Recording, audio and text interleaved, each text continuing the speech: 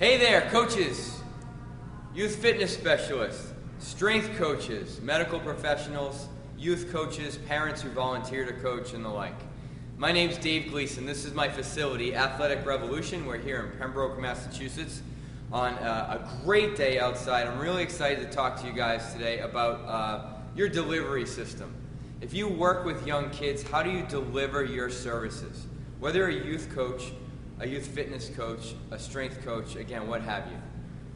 Very, very important. So many times we talk about the X's and O's. You know, we start with our templating system, how we set up our programming here, 6 to 9 years old primarily, 10 to 13 and 14 plus, how we evaluate kids and assess kids on a continual basis, the science, if you will, behind working with young athletes. I want to talk to you a little bit more about the art of coaching today, specifically your delivery. Because to be honest with you, I think that's the most crucial point.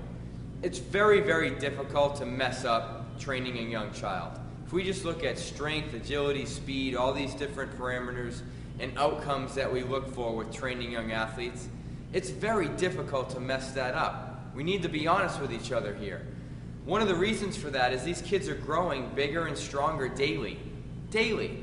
So if we have a mediocre program at best in terms of our exact programming, what we have on our program charts, they're still going to get bigger, stronger, faster. More injury resistant? Well, we could debate about that. But one thing we can always do a better job at is our delivery, the way we communicate with our young athletes. You know, there is a difference between a young athlete and how you would communicate with a young athlete who might be very highly skilled and highly motivated. You know, for instance, that young athlete, you might want to just delegate to that athlete. You maybe have to show them what to do once or twice. You can delegate tasks to that athlete within the class structure or the practice structure of what you're doing. That will help that athlete and the athletes around them.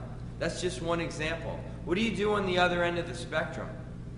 The child that is low motivation and low skill, tough one there, can be very frustrating, especially for a volunteer coach. Well, that young child needs direction.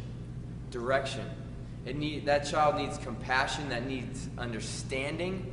That child, just like the other child, needs a communicative nature that resonates with them. You need to connect them, meet them where they are. Now you have a mix of those, right? You could have high motivation and low skill. You could have low motivation and high skill.